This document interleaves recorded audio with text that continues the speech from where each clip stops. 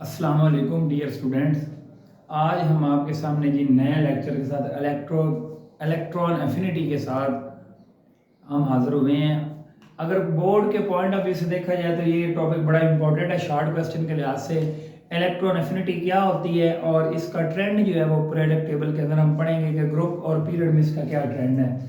तो देखिए, पहले अगर इसकी मैं डेफिनेशन की बात करूँ, इसको समझाने की बात करूँ तो बेसिकली इलेक्ट्रॉन एफिनिटी है क्या।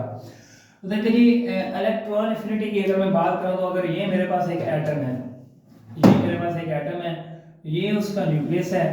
मैं क्या करना चाहता हूँ, इस एटम के अंदर एक इलेक्ट्रॉन ऐड करना चाहता हूँ। जब भी किसी एटम को अपने आयन में कन्वर्ट करना होता है, यानी इसको पॉजिटिव या नेगेटिव आपने आयन बनाना होता है, केट आयन या एनायन में कन्वर्ट करना है, तो आपने क्या करना, तो उसमें से इलेक्ट्रॉन या निकालना होता है या इलेक्ट्रॉन को ऐड करना होता है। अगर इसके ऊपर मैं नेगेटिव चार्ज लेके आना चाहता हूँ, यानी इसको एनायन में कन्वर्ट करना चाहता हूँ, तो I have to add some electron. मुझे क्या करना पड़ेगा, इसके अंदर एक इलेक्ट्रॉन ऐड करना पड़ेगा।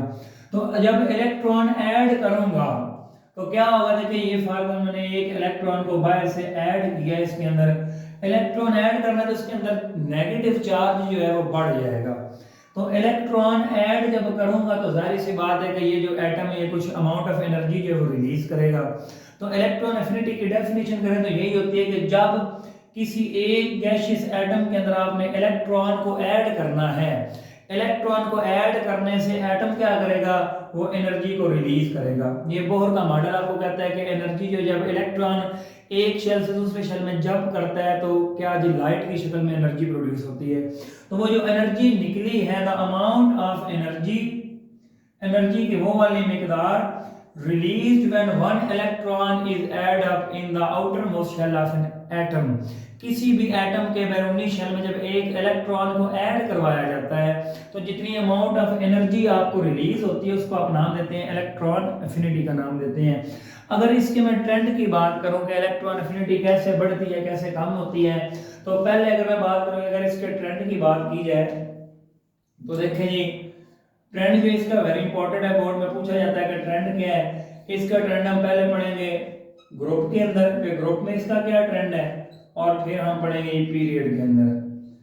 तो देखिए, अगर मैं ग्रुप की बात करूं, when we move from up to down in a group, जब हम ग्रुप में ऊपर से नीचे आते हैं तो आपको पता है कि एटम का साइज ग्रेजुअली क्या करता है जी, इंक्रीज होता है, एटम का साइज बढ़ता है।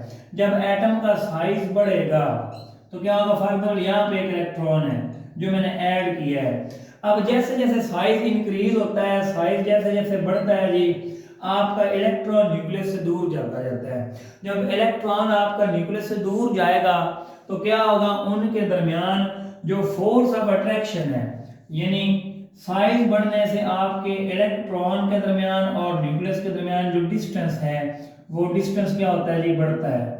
जब डिस्टेंस आपका इंक्रीज होगा तो क्या होगा, आपके जो force of attraction between outer most electron and nucleus, nucleus के दरमियान और आउटर मोस्ट इलेक्ट्रॉन के दरमियान जो फोर्स ऑफ अट्रैक्शन होती है, ये फोर्स क्या होती जाएगी जी, ये फोर्स भी ग्रेजुअली कम होती जाएगी। जब ये फोर्स कम होती जाएगी तो आपको पता है कि एनर्जी जो होती है, जो पोटेंशियल एनर्जी होती है, वो डिपेंड करती है इलेक्ट्रोस्टैटिक फोर्स के ऊपर। जब फोर्स कम है तो ऑटोमेटिकली एनर्जी भी क्या होती जाएगी, कम होती जाएगी। इससे मुराद है कि जब आप ग्रुप में ऊपर से नीचे आते हैं तो एटम का साइज इंक्रीज होने से जो आपकी इलेक्ट्रॉन एफिनिटी की वैल्यू होती है, इलेक्ट्रॉन एफिनिटी की वैल्यू ग्रेजुअली क्या होगी, डिक्रीज होगी, यानी कम होगी।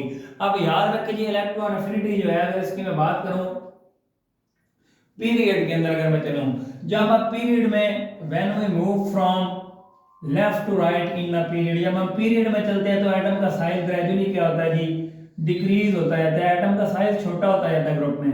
अब जब एटम का साइज छोटा हो रहा है, ये फॉर एग्जांपल एक इलेक्ट्रॉन मौजूद है यहाँ पे इलेक्ट्रॉन मौजूद है, ये जो आउटर मोस्ट इलेक्ट्रॉन है, जैसे जैसे एटम का साइज कम होगा, क्या होगा आपका जी, एटम का साइज कम होने से आपका जो इलेक्ट्रॉन होता है, ये इलेक्ट्रॉन आपका न्यूक्लियस के करीब होता जाता है, क्योंकि साइज क्या हो रहा है, कम हो रहा है। साइज कम होने से इलेक्ट्रॉन न्यूक्लियस के करीब होता जा रहा है। जब इलेक्ट्रॉन न्यूक्लियस के करीब होगा तो क्या होगा बच्चे, आपका जो फोर्स होती है न्यूक्लियस के दरमियान और आउटर मोस्ट इलेक्ट्रॉन के दरमियान जो फोर्स ऑफ अट्रैक्शन होती है, जो कशिश की फोर्स है, वो क्या हो जाएगी, वो बढ़ती जाएगी, करीब करीब होने से फोर्स बढ़ती जाएगी।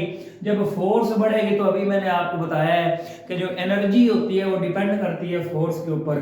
जितनी ज़्यादा इलेक्ट्रोस्टैटिक फोर्स होगी आपकी पोटेंशियल एनर्जी उतनी ही ज़्यादा होगी। तो जब फोर्स बढ़ेगी तो आपकी एनर्जी भी बढ़ेगी। इससे मुराद है कि जब आप लेफ्ट से राइट एक पीरियड के अंदर मूव करते हैं तो आपकी जो इलेक्ट्रॉन अफिनिटी की वैल्यू होती है, इलेक्ट्रॉन अफिनिटी की वैल्यू ग्रेजुअली क्या होती है जी, इंक्रीज होती है, यानी आपके इलेक्ट्रॉन अफिनिटी की वैल्यू बढ़ती जाएगी। अब इससे मुराद है कि आपका जो इलेक्ट्रॉन अफिनिटी सबसे ज्यादा जो होगी वो पीरियोडिक टेबल के अंदर किस जगह पे होगी। अगर मैं ये पीरियोडिक टेबल की एक शक्ल बना के आपको दिखाने की कोशिश करूं तो आपके जो एलिमेंट यहाँ पे आउटर मोस्ट टॉप पे मौजूद होंगे, यहाँ पे इलेक्ट्रॉन अफिनिटी जो होगी इनकी क्या होगी जी, मैक्सिमम होगी। यानी जो एटम राइट साइड पे टॉप के ऊपर मौजूद होंगे वो एटम जो क्या होंगे जी, आपके मैक्सिमम इलेक्ट्रॉन एफिनिटी रखते होंगे। तो ये था आपका इलेक्ट्रॉन एफिनिटी के बारे में, इसके कॉन्सेप्ट के बारे में कि इलेक्ट्रॉन एफिनिटी क्या है, इसका ट्रेंड। ये पेपर के पॉइंट ऑफ व्यू से बड़ा इंपॉर्टेंट शॉर्ट क्वेश्चन है, बोर्ड में आता है।